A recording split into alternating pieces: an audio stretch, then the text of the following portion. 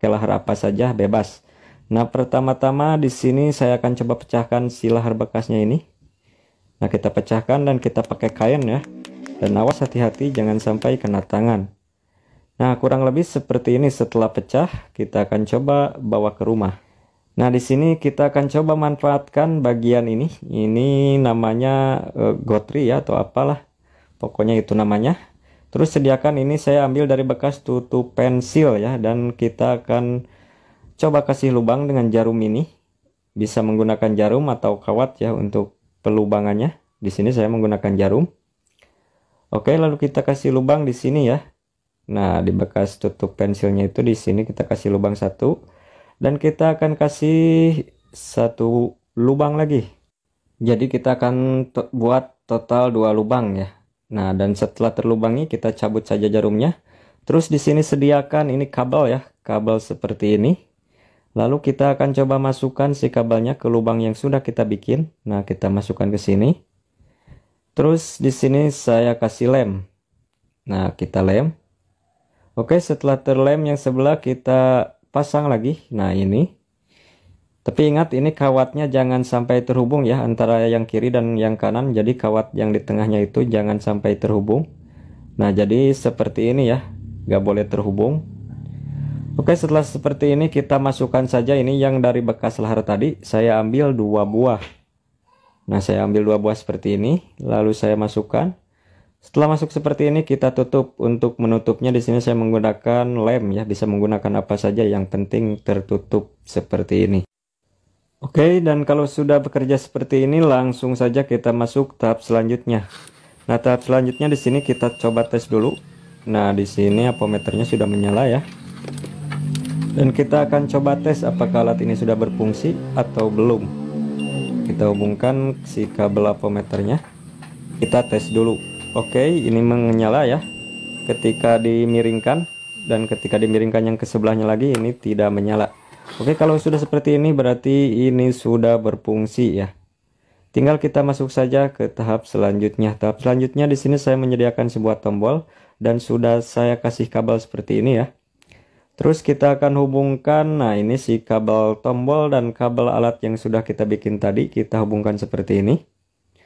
Oke, jangan lupa dirapihkan, dibungkus ya, biar tidak koslet. Nah, setelah seperti ini, nah ini ada 2 ujung kabel ya, dari saklar dan dari alat yang sudah kita bikin. Oke, setelah seperti ini langsung saja kita akan pasang alat ini di luar. Nah, di sini saya sudah ada depan motor dan motornya ini sudah saya bongkar ya. Ini alat yang sudah kita bikin tadi. Nah, dan kabelnya sudah saya agak panjangkan sedikit ya. Oke, dan setelah seperti ini kalian pikirkan untuk menyimpan saklarnya nanti di mana ya. Usahakan serahasia mungkin untuk saklarnya. Nah, dan di sini ada sebuah kabel. Ini kabel yang hijau itu adalah kabel plus klakson ya. Kebetulan di motor ini kabel klakson yang plusnya itu adalah yang ini, yang warna hijau ya. Oke, kita cabut soketnya seperti ini, dan setelah soket setrum klaksonnya kita cabut, lalu kita akan masukkan ini si kabel dari alat yang sudah kita bikin tadi. Nah, kita masukkan ke plus klakson ya. Ini di motor Beat 2015. Nah, kita masukkan seperti ini. Nah, dan kalau sudah masuk seperti ini langsung saja kita ke tahap selanjutnya. Tahap selanjutnya, nah di sini si kabel hijau ini yang dari saklar ya. Kita akan coba hubungkan ke bawah, ke aki ya. Jadi kabel yang dari saklar ini kita akan hubungkan ke aki. Nah, di sini. Ini setelah kabelnya saya perpanjang ya. Kabel dari saklar ini akan saya coba hubungkan ke sini, ke plus aki ya. Nah, jadi dihubungkannya ke setrum aki. Nah, dan buat teman-teman yang mau bikin alat ini usahakan kabelnya itu kabel body ya, kabel body yang bagus, yang besar, jangan kabel yang kecil seperti ini. Namun karena ini contoh gak apa-apa, kita coba saja. Oke, dan setelah terhubung kita akan pasang. Nah, ini alat yang sudah kita bikin, saya akan coba contohkan di sini ya. Saya akan pasang menggunakan double tip seperti ini, dan ini posisi motornya harus dalam keadaan berdiri ya, atau dalam keadaan di standar tengah, di standar 2. Oke, dan kalau motornya sudah berdiri lurus tegak, di sini saya akan coba pasangkan alat yang sudah kita bikin. Dan cara masangnya itu miring seperti ini ya, dimiringkan. Nah, agak miring seperti ini. Oke, kita akan coba tes saja apakah ini sudah berfungsi alatnya. Ini pada posisi motor berdiri ya. Nah, di sini sudah menyala ya. Walaupun kontak di on off kan, ini tetap menyala karena saklar kita on kan. Kita off kan kembali. Nah, ini mati ya. Oke, dan untuk cara kerjanya, nah di sini si kunci kontak sudah saya cabut dan saklar akan kita on kan ya.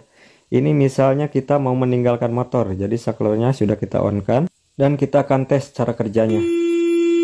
Nah, jadi ketika motor ada yang memberdirikan ya, motor akan otomatis klaksonnya berbunyi. Dan kalau kita mau memakai motor, nah si saklarnya tinggal kita matikan saja, kita off-kan saklarnya. Kita tinggal memakai motor ya, karena motor sudah tidak berbunyi. Oke, dan buat teman-teman cara menyimpan saklarnya. Nah, misalnya ini saya sudah rapihkan motornya dan saya mau meninggalkan motor ya, saya simpan saklarnya itu di sini biar lebih gampang ya. Oke, kita akan coba on-kan saklarnya. Dan misalnya kalau ada yang coba-coba seperti ini memberdirikan motor, nah maka motor akan berbunyi ya. Oke, dan ketika kita mau memakai motor, ini si saklarnya tinggal kita off-kan lagi. Nah, ini sudah tidak berbunyi ya. Lalu kita tinggal pakai motornya saja. Nah, di sini kita masukkan kunci kontaknya, lalu kita pakai.